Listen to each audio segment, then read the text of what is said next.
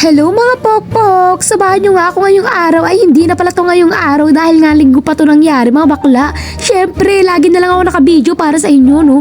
Para naman wala na akong wala na akong nasasabi sa kanila kung ano-ano.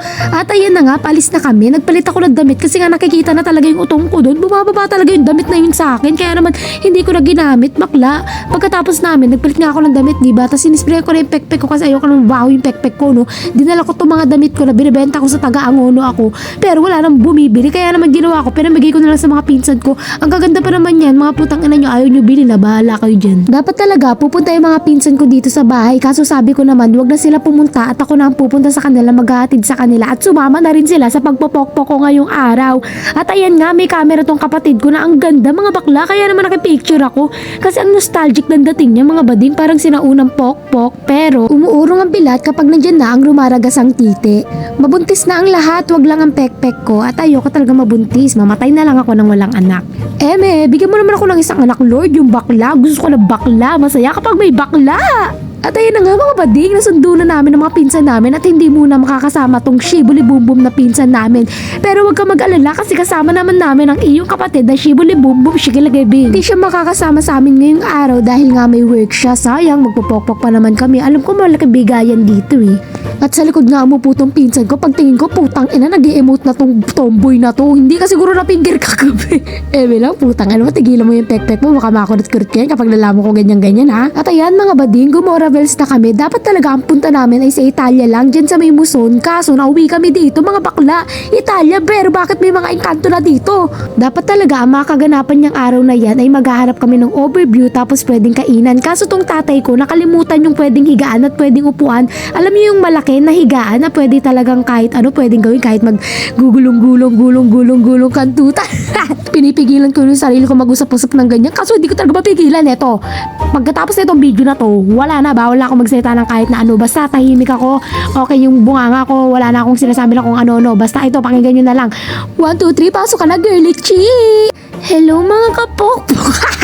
Wag na nga mga bakla, mamaya i-unfollow nyo pa ako kapag nagtinutino ako sa mga video ko. Gusto nyo talaga yung nagbumukha akong tarantado sa harap nyo, mga tarantado din kayo no? Alam nyo kapag gumagala kami every week, talagang nagkakaroon ako ng peace of mind. Ewan ko ba, ang sarap-sarap talaga sa feeling kapag nasa labas, no?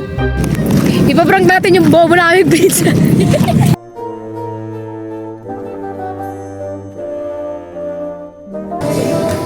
Be, wala daw bang bayad tayo, gaga? Nakaka-video nga ako, tangin eh.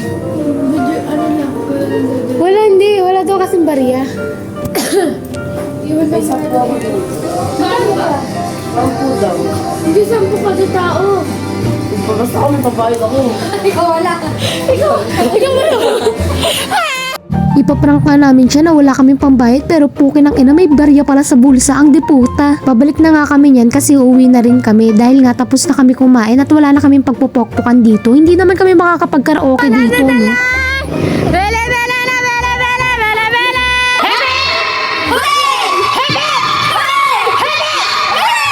Ganyan na ganyan nga kami mag-aningan mga bakla pero kulang na lang magpatayan din kami minsan. Paano pa kaya pag kumpleto kami, baka hagisan nyo na lang kami na tig-iisang granada at rumaglakas ang tite. Pero ito mga bakla, masingit ko lang. Alam nyo, ang dami nagme-message sa akin na pinaglilian nila ako. Mga bakla kayo, sige paglian nyo ako para makabuo ng mas magandang Diyosa.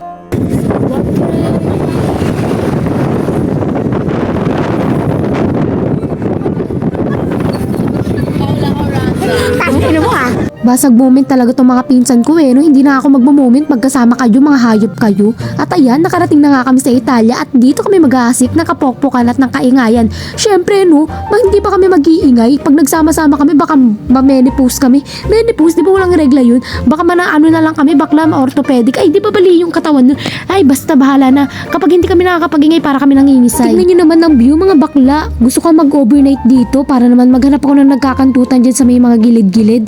Ganyan yung mga full sa gilid-gilid, tinitira yung mga babae nila. Mga tarantado kayo, pag kayo napasukan ng engkanto dyan sa puday nyo, bahala kayo dyan ha. Pag nahuli ko kayo nagpapatawa, sumanda kayo sa akin ha.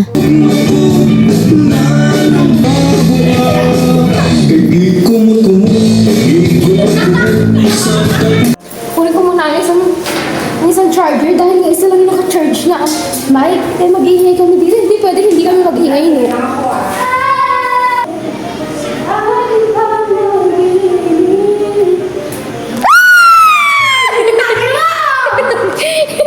niyo ba mga bakla, unang gulat niya lang sa akin yan, pangalawang gulat niya na yan. Gusto niya ata akong makitang inaatake sa puso, ano? Kapag ako namatay, ikaw ang ilalagay ko sa kabaong tanga ka. Pero tignan niyo naman ang beauty ito mga bading. Alam niyo, gusto ko talaga ng gantong bahay kasi kapag ganyan, may sunset, napakaganda, ang sarap-sarap sa mata, no? At sumapit na nga ang gabi, oras na para magpokpok, kaya naman kumain na ako para naman may lakas ako kapag titirahin na ako mamaya dyan sa may damuhan.